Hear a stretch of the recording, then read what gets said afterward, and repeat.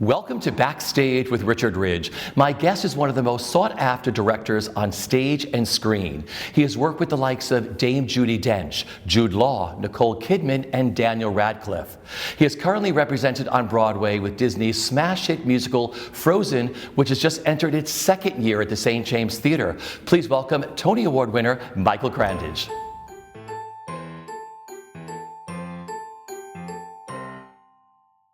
Well, first of all, congratulations on all the success of Frozen. Yeah. I mean, you've just started your second year here on Broadway. How exciting is that for you? Well, it's hugely exciting because I've never done anything this long before for a start off. I mean, as a director, my life has been comprised of doing short plays and occasionally musical revivals, which have a run that doesn't go very long anyway. This is my first new musical. And we're already in our second year, and we're excited because beyond the second year of Broadway, we've already announced a national tour of the States, and we've already announced an Australian production, and we're now announcing a production in London, and a production in Tokyo, and a production in Germany. So how excited am I? I'm very excited because for me, it's all part of the evolution of the show. I think the thing that excites me most as a director is it gives me an opportunity on each occasion to look at it again. No one does this better than Disney. Nobody does it better than Disney. So tell me, I feel that's the other reason I get quite excited, because you feel like you're not only in the hands of people who know what they're doing, which for a director is very comforting. Sure. But it's also, you feel that they are also used to developing and evolving a piece that's been around, and it's not a question of just, we've done it, let's just do it again and put it on again. It's every time it's about what can we do to it and with it. Yeah, so I was going to ask you, what's it like living in the creative world of Disney theatricals? Pretty amazing, because back home, as you know, I do a lot of my own producing as well as directing, and so here I'm working with a very formidable producing team who are really used to producing Broadway shows and taking those shows out. And I can't even pretend to know what to do in that circumstance, because I've never done anything like that back home, so I feel like I'm in very good hands all the time, but I'm also in the hands of people who are very creative and want to always challenge me, actually. I mean, I've literally just come right down here now from a brief hello upstairs, where the brief hello was talking about the tour later this year and things we could do to evolve this production. So it's something that's permanently around and going on, and I love that. I find it very, it's obviously very creative, but I also find it very, it's very stimulating and challenging to know that you haven't just ticked the box by that first night that we did nearly a year ago, and now it's just a question of replicating it. It's not. What can you tell us about London so far? Do you know where you're going to play? Well, London's going to go to one of the most famous theatres in London, which is Drury Lane, which is an amazing theatre with an amazing history, and a huge honour for somebody like me, because I've never played that theatre in any form with any production. It's undergoing a renovation, so we will open after it's been renovated. We'll be the first production in. So all of it feels not dissimilar actually to what happened at the St. James. The St. James had a beautiful renovation and we were the first people in there. So there's something rather lovely about the way that all comes together. But the other exciting thing is taking Frozen to Germany, to Tokyo. Yes. And Australia. And Australia. I've never been to Australia. I haven't either. Have you not either? No. Isn't that You've never been there to work? Never been there. I've had a production that went, and I made a terrible error. I sent along my associate. And all these people went along and had a fantastic time. We did a production of Guys and Dolls there years ago, and they all went along and had a fantastic time, and I stayed in England, and they all came back tanned and happy. And I thought, what was I doing? I could have gone there and You're going to go now, so though. this time I'm going, I'm telling you that. Totally. Yeah. Take me back to the beginning. Was it your partner, Christopher Oram, who got you to see the movie Frozen? Well, he always gets me to see all the Disney things. He's a full-on Disney geek. Love it. Yeah. He knows I once was at a dinner long before Frozen ever came into our lives with him, me, Tom Schumacher, about something much years ago. And there was a fourth person there, Ben Famaghetti, who also works at Disney. Wonderful team. And we were all sitting down to talk about other projects years ago. And I remember Tom and Christopher started to have this sort of Disney kind of well, it was more than a love-in. It was a kind of every single detail of every single film that's ever been made started getting discussed. And I just didn't, I mean, it could, they were speaking another language. I couldn't, we, the other two, we faded out. It was like we sort of, it was like our seats went down to the floor. You know, it was a very, so he's always taken me along to see everything. And I haven't gone reluctantly. I always love them. Yeah. I love them. But I see, it's always nice to see something through other people's eyes. It makes it very much richer. And yeah, he took me to see Frozen the week it came out, but I hadn't. But that was it. I remember loving it. I remember thinking there's some very good songs in it. I remember thinking it was quite a compelling story, not like anything else I'd seen. And then I left it and carried on with my life. And then several years later, this call about Frozen becoming a stage musical on Broadway came through, and I revisited the film for the first time then, with a very different outlook, watching it about what would one do if one were making a new musical for the stage out of this material. It was a very exciting moment, that, because I realised I was watching possibly the greatest source material you could ever hope to have if you were doing your first new musical. It was incredible source material. And then I met with the composers about what they wanted to do with the source material and expand it vastly. And then when I met with Tom Schumacher again, and he said that we were hiring you to do what you and Christopher would like to do with this. We're here with you, for you, and going on the journey with you now. But they didn't make demands. They didn't say, we're hiring you and we'd like you to do this. Sure. They were very creatively free. So the whole thing has been a kind of immense privilege, really, because we've been working with a group of people who know what they're doing. We've been working with some incredible artists, Jen Lee, the book writer as well, on an iconic piece that has kind of taken over the world in some levels. The amount of people I now meet, not just parents, but people who really know this piece, I realise there's a kind of responsibility that comes with it, big responsibility, which you kind of have to, you have to sort of know in a little bit of your brain and then forget, because if you constantly look over your shoulder about the amount of people who want Frozen to be this thing for them, particularly these children who now have seen it. Some children you meet have seen it every day. They watch it every day.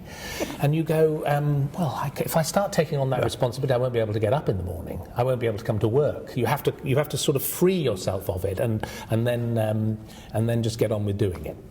So what was your way into the musical? What unlocked it for you? Well, we went straight away to Norway and just started to go geographically. We wanted to absorb everything. The moment we got the job, before we came and worked on anything, we took ourselves off there for a week.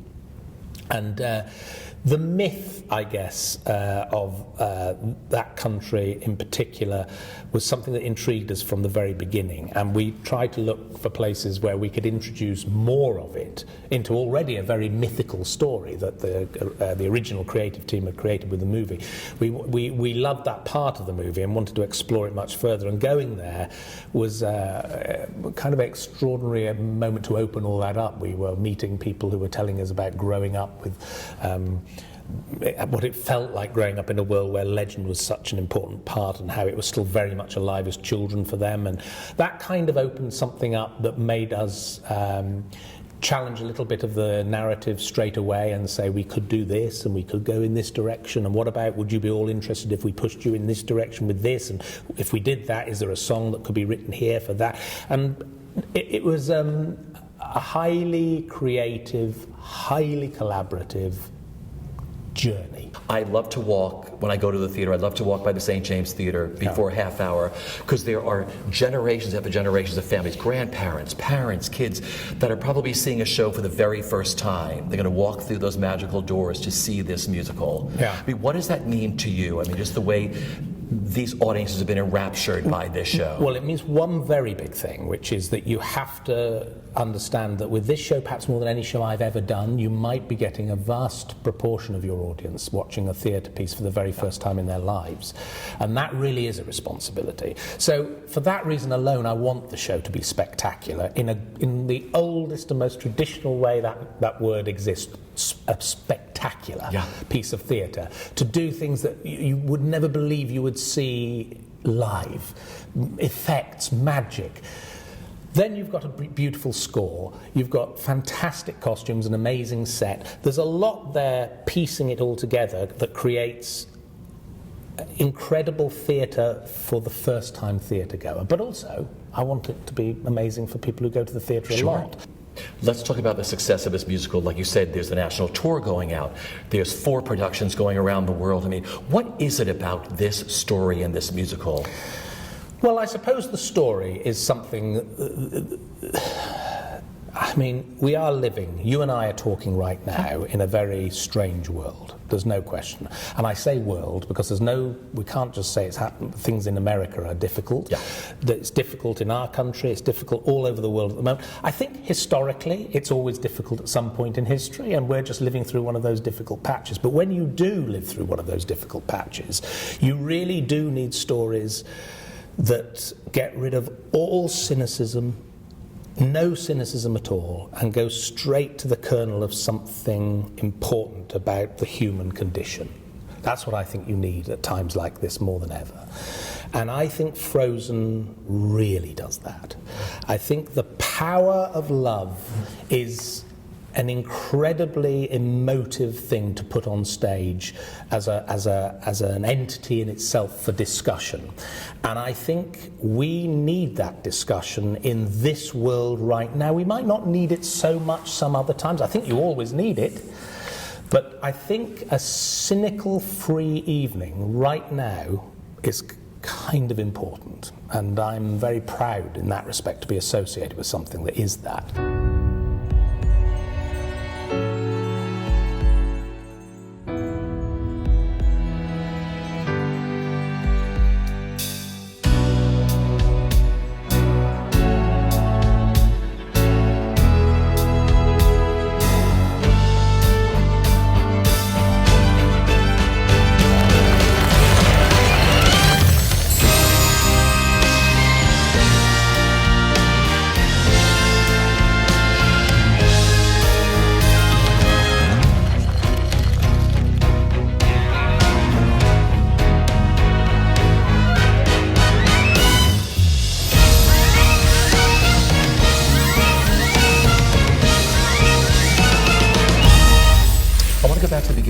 Growing up, where did your love for theater begin, and what were your earliest creative outlets? I grew up in a place where there was no theatre buildings, and there still, believe it or not, isn't even to this day a purpose-built theatre in the place I come from, or around the place I come from, which is Cornwall in England, in the UK. And we do have a purpose-built outdoor theatre, quite a famous one, carved out of the rock of a cliffside called the Minack, which is a very beautiful thing, but an indoor theatre we don't have. So growing up, you had to find theatre in all sorts of places. People used to come and pitch up tents and perform theatre inside tents, and you then go to buildings that weren't theatres and see theatre. But the very first theatre that really made me think I am going to be part of something, or part of this, is a very small scale tour came out of the Royal Shakespeare Company for the first time. They'd never toured small scale before, and they came to little leisure centres all over the UK. And my school, when I was a teenager, were invited to go to a local leisure centre to see a small scale tour of Twelfth Night, directed by a young 40-year-old director called Trevor Nunn. And it had actors in it who were in their 30s. Roger Rees was playing Andrew Aguichi, Ian McKellen was playing Toby Belch, and I was 16. I was sitting there. We were allowed to go in and we were allowed to watch them make up. We were allowed to watch the set going up. We were allowed to watch them put the lighting on. And then we watched the show happen. And I remember, well, oddly enough, I don't remember. What I remember is what my parents told me later, which was apparently I ran home that night and I said, whatever happened today, I want to be a part of that.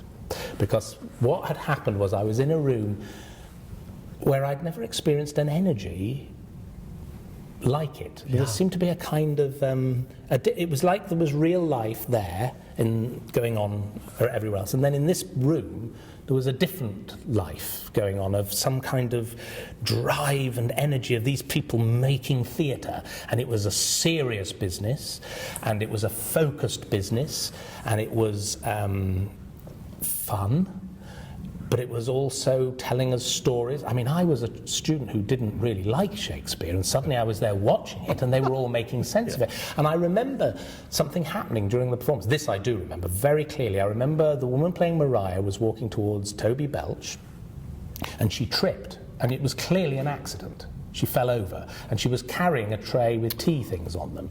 And I was sitting very close, and I remember, oh, it's all gone wrong. And it had gone wrong, but I remember they didn't stop. And they carried on talking Shakespeare around picking up these tea things and putting sugar back into little basins, and they carried on as if it was perfectly normal, talking. And that, I think, was the thing that really made me think, wow, this is extraordinary. They're talking a language that's different to the language we talk now, and yet they're making it sound like it's perfectly normal. They seem to be just carrying on as if nothing's gone wrong. I just want to be part of this. So that was the start of it, really. I've got Ian McKellen. I did tell him years later, when I worked with him, I said to Ian McKellen, you know, you're indirectly, well, directly, not even indirectly, I said, because you came to Cornwall and did your little play, I love your little play. I'm in the theatre because of you and Roger Rees and Trevor Nunn doing that. Yeah. Which presumably was the point of why they did it, which was let's take this out to all the regions and let everybody get a little taste of it. So that was your defining moment too? Definitely. 16 I was. That is absolutely amazing. What moved you from being an actor to a director? Was there a defining... Stage fright. Are you serious? Yeah, proper stage fright. So stage fright, so bad was the stage fright that I couldn't actually get on the stage when I was in the deep throes of it. I was in a play in the West End, which is still on, called The Woman in Black. Okay. Can you believe that? It's still on. I mean, it's only 2 people, it can't be expensive. But anyway, I was on this play, The Woman in Black, and I was kind of having some kind of breakdown. Now I look back on it. I don't know what was going on, but I wasn't enjoying it. I was sort of facing the future and thinking, is this what it's going to be like? Which most people would love. I mean, I was in a very privileged position as an actor. I was in a West End play. There was only 2 people and I was one of them. I mean, it couldn't be more exciting at one level, and I was clearly not enjoying it for all sorts of reasons that I've still not bothered to deeply analyse, because I don't really want to go there, because for some reason I was in my mid-30s and it just wasn't working, and I got terrible stage. I couldn't even go on stage on one evening. I was in the wings, frozen.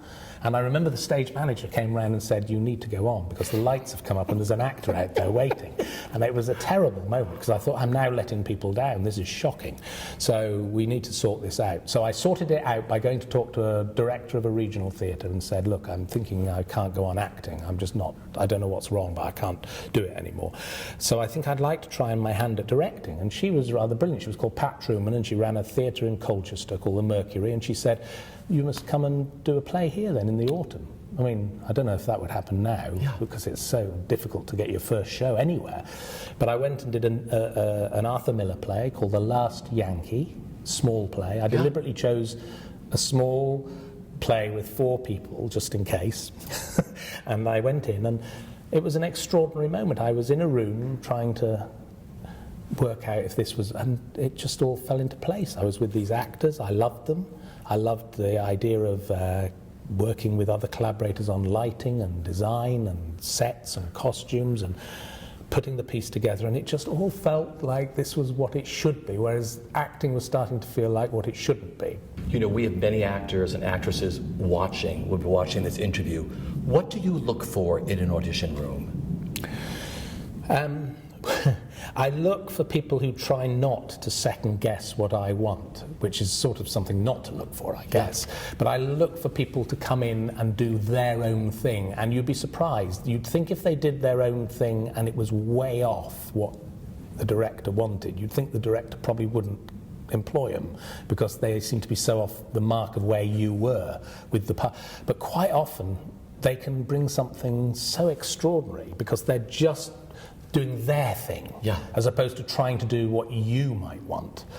So I kind of look for that, which is just tell me how do you see this part and what you would want to do with it.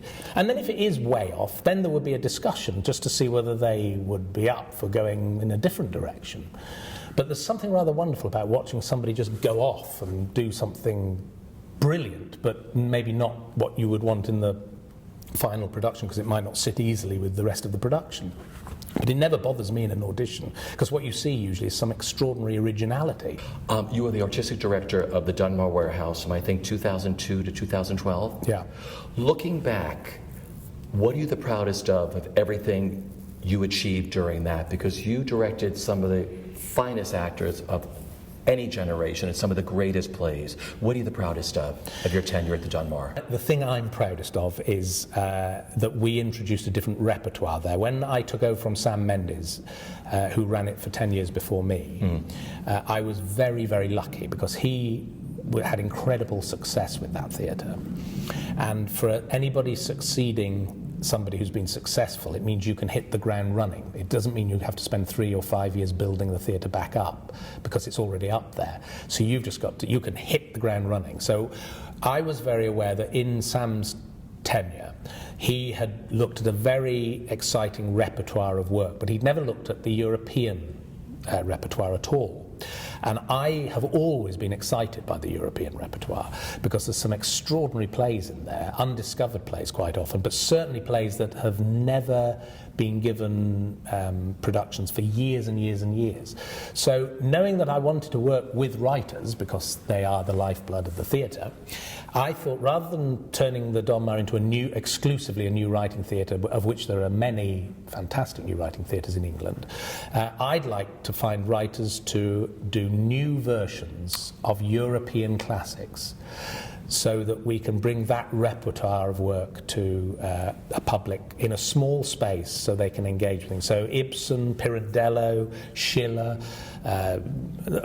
tons of them over 10 years, and it was the thing I think that I'm certainly proud. It's not so much being proud of; it's just a thing that I set out to do, to create a new audience for them, and to bring this kind of work and develop it over a period of time. And I loved it. It's a very rich seam of work, the European repertoire. So it was great. And then after you left the Dunmore, you started the Michael Grandage Company. Yeah. What did you want to achieve with that? Because you now produce and direct for stage and film and opera. What are some of the things you wanted to achieve with your company? Well, one of the things, I was going from a long period, because before the Donmar I'd run a regional theatre, the Sheffield theatres, and I was going from a long period in the subsidised sector into the non-subsidised sector. So I wanted to work out what I could bring with me into the non-subsidised sector that we achieved with money from investment in the arts before. And one of them was the ability to offer affordable pricing in the theatre. That was a huge thing that we were able to do in the subsidised sector, and I wanted to find out whether it was possible to do in a more commercial place. And so that was, if you like, the biggest thing that we set the company up to do, which is, can we come up with a good financial model where you can do everything you need to do in the commercial marketplace, but also offer a mass of cheap seats to people who otherwise can't afford to go to the theatre. Not just young people, but mainly young people. That whole sort of 16 to 26 group can't afford West End theatre prices. So we set up a £10 ticket price on all parts of the house, all over the house, not just upstairs in the worst seats, but in the orchestra and the mezzanine. And we put 25% of every single performance on sale at £10. So what we did significantly in the West End, I think, was slightly alter the demographic of a good West End audience. You just flew in. You literally just landed from the airport. I did, about an hour You came here ago. to the New Amsterdam Theatre. What happened last night in London? Last night in London, there was well. You're the humblest person I know. Last night in London, we had an awards ceremony, and I got an award for contribution to the theatre. But the reason I don't want to talk about it is it makes me sound like I'm finishing. It's sort of, thank you very much, and now here's an award for being around. Bye bye. This is the middle. Exactly. This is the middle. I mean, I was enormously flattered flattered by it, but I also thought, crikey, I'm only half done. The two sort of most iconic and I guess you could say heavyweight parts that I've ever played in the theatre were both under Michael's directorship, and yet I look back on them without any sense of, certainly there were moments of fear and moments of nerves, but that I was in his hands, that I was confident because I had this extraordinary director. And so, yeah, I look back on both experiences so incredibly fondly. I'd always been obsessed with the Donmar Warehouse, and kind of the place that he had made it was so filled with, it was a jewel, it was sort of filled with magic and excitement, and you could brush shoulders with actors you admired, and you felt an intimacy and a closeness, and but at the same point the theatre seemed to punch so above its weight. He thinks about an evening and an event and what someone who is paying for the babysitter and paying, to come out to the theatre and going for dinner, and what that whole evening means. And he gives it a sense of, there's always a touch, it's always laced with glamour. Jude Law is one of your favorite actors. I love him so much. He's a wonderful actor. What makes him so special to work with? Well, partly because he's unafraid of text. I can't tell you, he literally, it's like text is his friend. And Shakespearean text at that. I've worked with him on Hamlet, I've worked with him on Henry V. It's like he just loves the language, and he can do anything with the language. And he's also an incredibly physical performer. And so it's like he has no ceiling, which for a director is the most wonderful thing. He sort of will just keep challenging himself, and he can keep mining all sorts of places that I didn't even know he was capable of going to, and I'm not sure he did, but that's what he keeps doing, and it's just beautiful to work with. Eddie Redmayne. Well, he's the same. I mean, they're all people who are, I guess and it goes back to a question you asked a while ago, which is what do I look for in an actor? They're fearless. They're fearless. Judi Dench, I've been really lucky to work with. What was that like working with her, like being in the room the first time? Well, it's a little bit like working with the Queen. You go. I mean, you think it's sort of she comes in and you get over it pretty quickly, because like all actors, she's seeking a way through the part, and it's a glorious thing to be part of it. But she's another one. She's fearless. They're all fearless, these people, and that's what I love in actor. I think most actors are fearless anyway, because to be an actor you have to be pretty fearless. But I love the actors who don't mind being fearless and are prepared to sort of make mistakes and are prepared to look ugly and just go to those places, and I think that's an extraordinary thing. But yeah, you're right. All of them. I've been very, very fortunate. I've done some great plays with all of them. I mean, the material hasn't been bad. That play Red that I did with Eddie Redmayne, John Logan wrote an amazing play for two actors, and I got to direct it. So I mean, I've just been very lucky with the material a lot of the time. My final question is, what is the best bit of advice that you've been given, either personally or professionally, that you live by? Well, a director a few years ago, and before I really started directing, but he knew I was going to direct, did say, don't feel it's your job to know all the answers in the room. Because in a way, you need to create a room where you can get the answers from somebody else, from the others in the room, so that they can take ownership. And it was a wonderfully liberating piece of advice, because it meant I could just be me, I could do all the research I needed to do and be very well informed about what I wanted to do, but I could also forget it to let others do what they need to do. And I think it's been the bit that's helped me the most in the job I'm currently doing. Perfect. I think I've known you since Red. You have. From that very first day in the rehearsal room, and I just have known you for all these years, and I wanted to do a one-on-one with you. Well, I've loved this. You've been wonderful. Thank you so much. I've enjoyed and you just got here. Go back to New York. No, thank you very much. Michael, always a pleasure. Thank you so much.